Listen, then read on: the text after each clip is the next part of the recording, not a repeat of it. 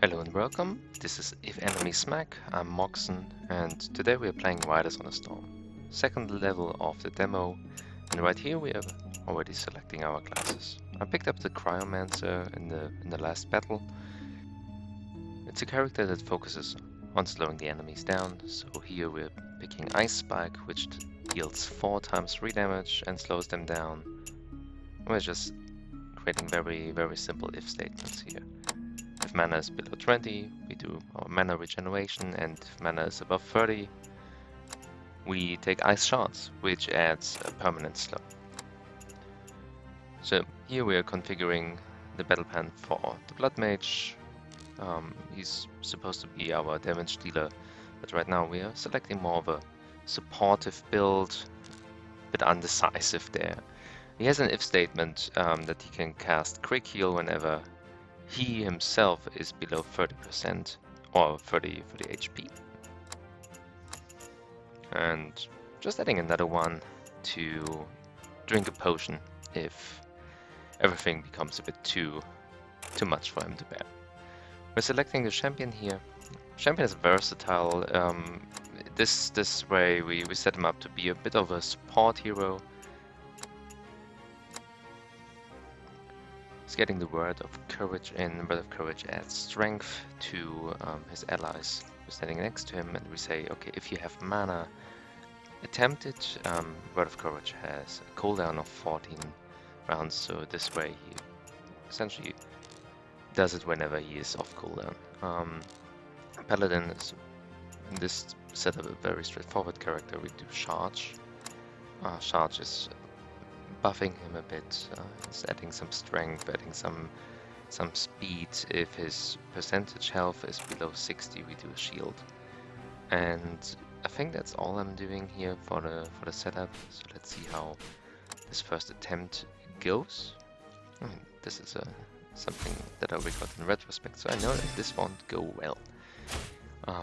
And you can see that the Paladin in the front line, he's hitting the first 2 enemies, which is kind of strong, especially if he gets a lot of haste, because then he ideally ends up attacking every round for a good chunk of damage. There was the Blood Mage coming through with his Blood Arrow, taking 21, which is kind of big number in this game already. He has it out of the box with pace, with blood.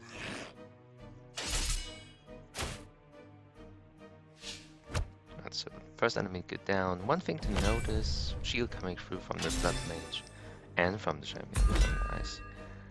But one thing to notice is the bleeding stacks here on the Paladin and the champion. Bleed is a percentage health damage that comes whenever it's your turn. So right now the Paladin will be next and he's losing 20 HP just from bleeding, and that's the issue in this level, which makes it a bit tricky. Now he actually goes down. Is the Paladin is a wamping up champion, but bleed is the ultimate counter for wamping up champions. The faster it's his turn again, the more often he bleeds. We picked up our loot. It's a +4 damage, so now those ice spikes deal 7 each instead of 3 each. It's a massive buff for the Cryomancer here. I feel we might lose the Blood Mage. He's spamming his attacks. He's going down. He's using HP as his mana, so that's not a good thing in this case. There's his heal. Let's see. So right now, what should happen is that we go through this front line. This Orc Warrior in position 1. He really has to get out of it. He's shielding himself, but he's also bleeding himself. So two ways to approach this. One would be to just wait it out. They will put bleed on themselves with their attacks. You just have to counter that a bit by healing yourself, just stalling. And then those Orc Warriors will go down naturally, which is slow, but it works. Or you just punch through this front line using, I don't know, for example, the Blood Mage's Blood Arrow, which always hits the front. I'm doing nothing of it, and I'm getting punished here. I might end up winning this round, but with 2 people against the last fight, this is already not so good. I'm putting the ambushing axe on the Blood Mage. It doubled the first attack that this character deals, so the next Blood Arrow, for example, should hit the Wolf right in the body instead. Let's see if that happens. Oh, of course he has to heal himself first. I don't... yeah, that's... there he goes down.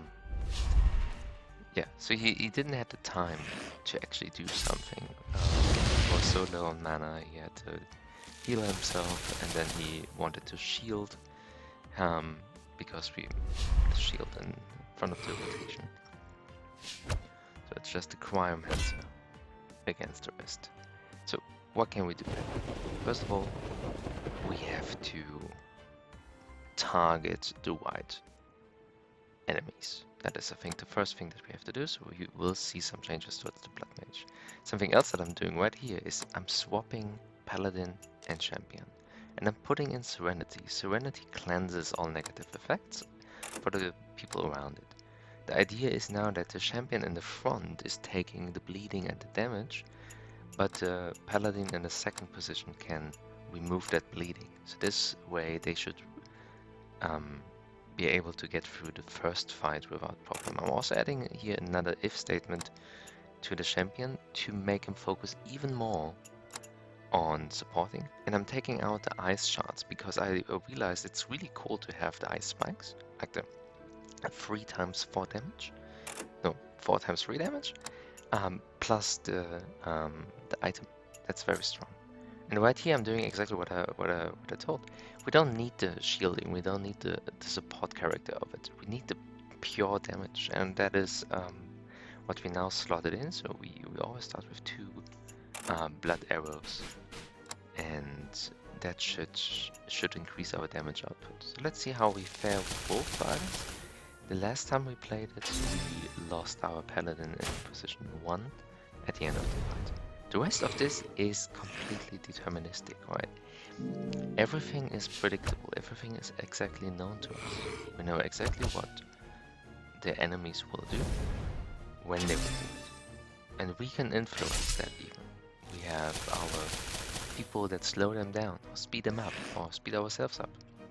So we are in full control of all the information in the game. That means, look at this, how much easier we get through this. We still have some bleeding stacks on the Champion. And I would love to see the Serenity coming through before the Champion goes too low, but he's getting shield now, so the bleeding can be just shielded away. And look at this, the team is alive. Paladin was still the one getting hit by some of the bleed, but he didn't take the frontline damage. So yeah, we're generating some mana.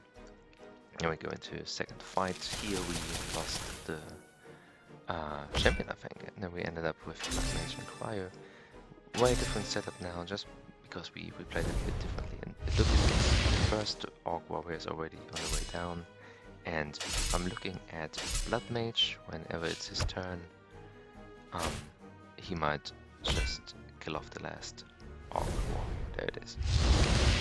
Oh, now they're very heavy.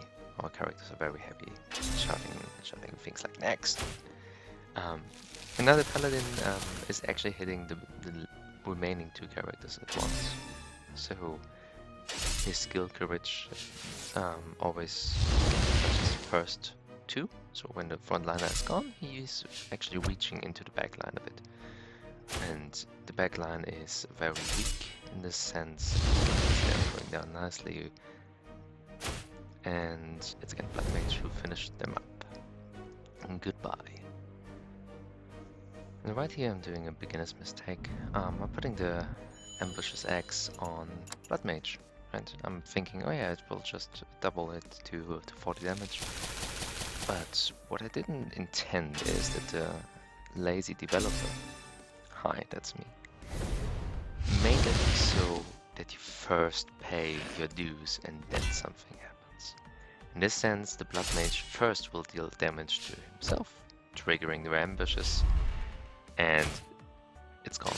So right now you see he's I think we are already over that step, but essentially what happened is that instead of dealing 7 damage to himself, he dealt 14 damage to himself and 20 to the enemy. Unfortunate. I might review that. I might leave it in. I took a note. But right now it actually might be okay, because otherwise the blood rush is just very powerful. Right now we see that our team is doing some nice cleaning exercise here. The champion might go down. He has 2 stacks of bleed. Not very happy. There comes a bigger hit. That was a discharge with 20 damage each, but our team tanked it well. The champion might go down. When it's his turn one more time, he might go down from the bleed. We actually speed him up, which is annoying. Oh, he's making it through. He's asking, was that a hard mode? No, it wasn't. We're getting some stars here. Stars are a bit of a currency to unlock things. There's a couple of unlock messages, very nice. And we end up being actually rank 4 in the world, because only 4 people played it. Because this is before the demo was live, and this fight itself was never included. So here are some statistics. And as you can see, there are some more stars to unlock. So heading back to level select the next level to play. But this is a different video. Thank you for watching.